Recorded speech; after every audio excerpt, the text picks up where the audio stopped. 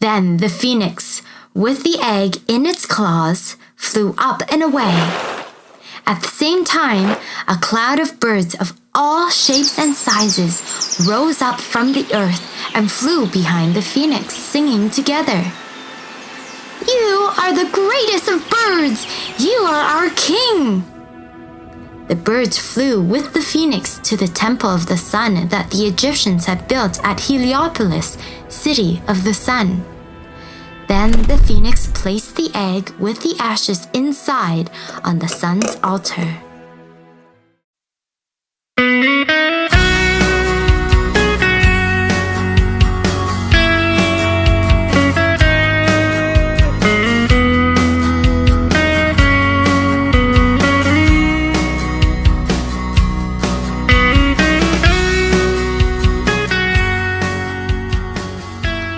Hi Yarnsters, this is Teacher Nina, and welcome back to another episode of Yarn. Today, our story is one of many different versions of a very majestic bird.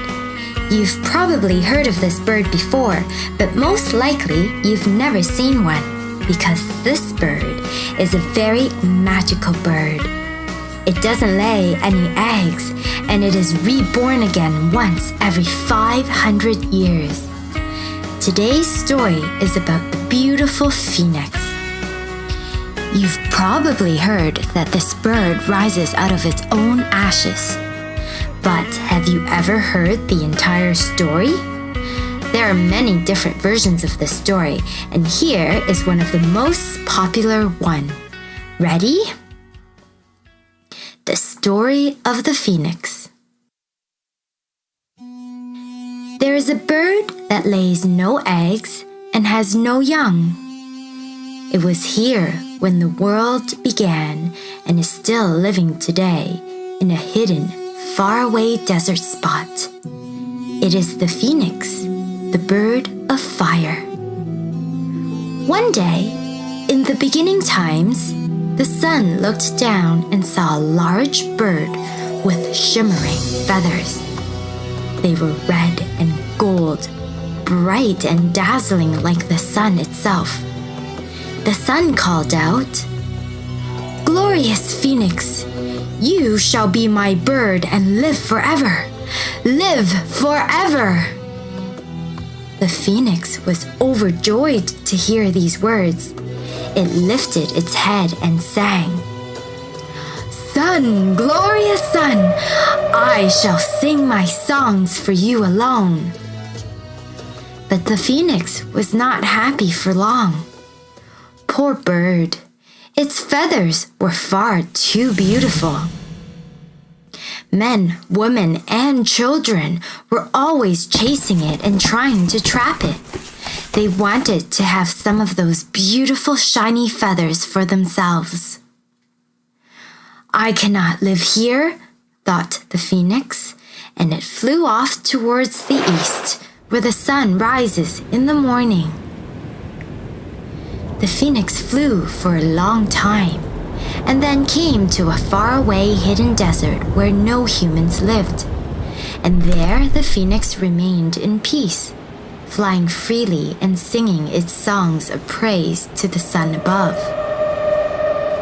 Almost 500 years passed. The phoenix was still alive, but it had grown old. It was often tired, and it had lost much of its strength.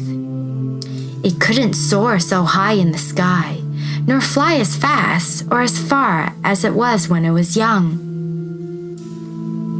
"I don't want to live like this," thought the phoenix. "I want to be young and strong again." So the phoenix lifted its head and sang, "Sun, glorious sun, make me young and strong again." But the sun didn't answer. Day after day, the phoenix sang. When the sun still didn't answer, the phoenix decided to return to the place where it had lived in the beginning and asked the sun one more time. It flew across the desert, over hills, green valleys, and high mountains. The journey was long, and because the phoenix was old and weak, it had to rest along the way.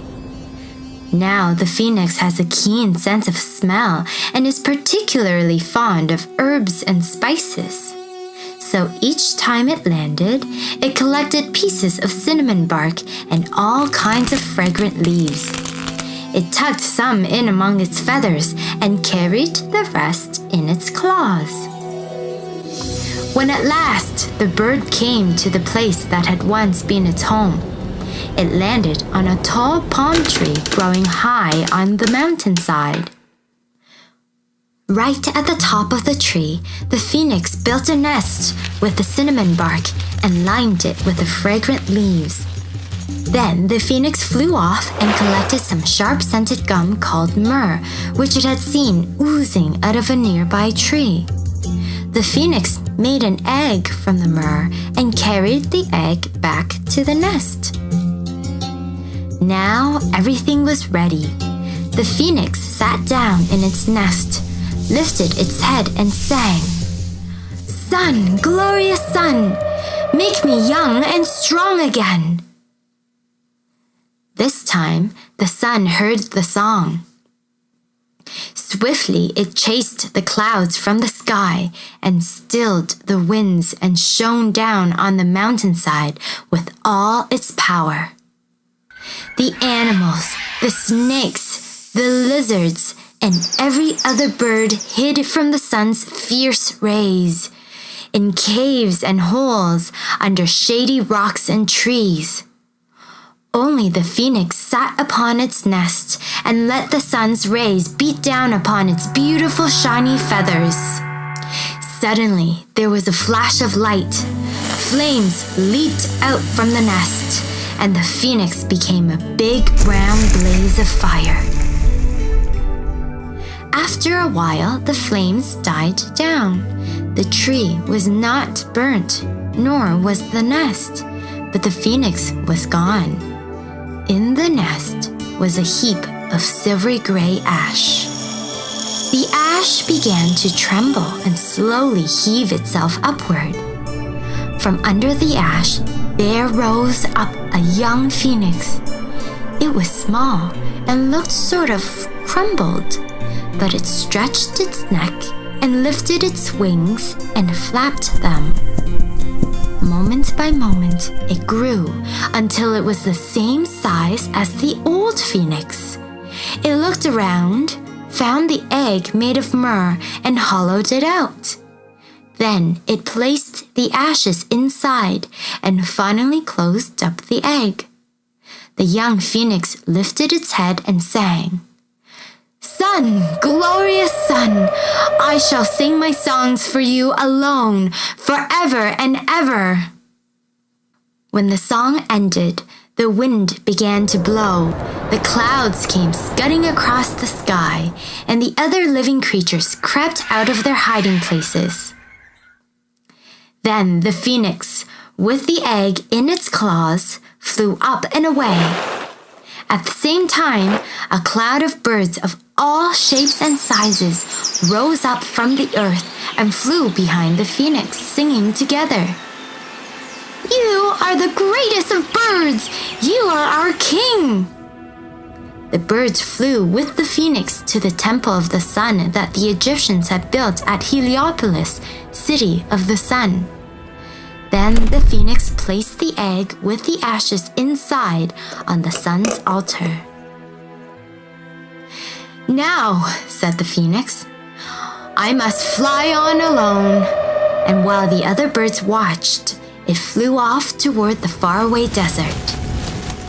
The phoenix lives there still, but every 500 years, when it begins to feel weak and old, it flies west to the same mountain. There it builds a fragrant nest on top of a palm tree, and there the sun once again burns it to ashes. But each time the phoenix rises up from those ashes, fresh and new and young again. The end. There you have it, Yarnsters. Keep your eyes to the sky. You never know. One day you might just see a phoenix fly by. I would love to see your drawings of what you think the phoenix looks like. Send me a picture of them to YarnStoryFactory.com. Until next time, this is Teacher Nina. Goodbye!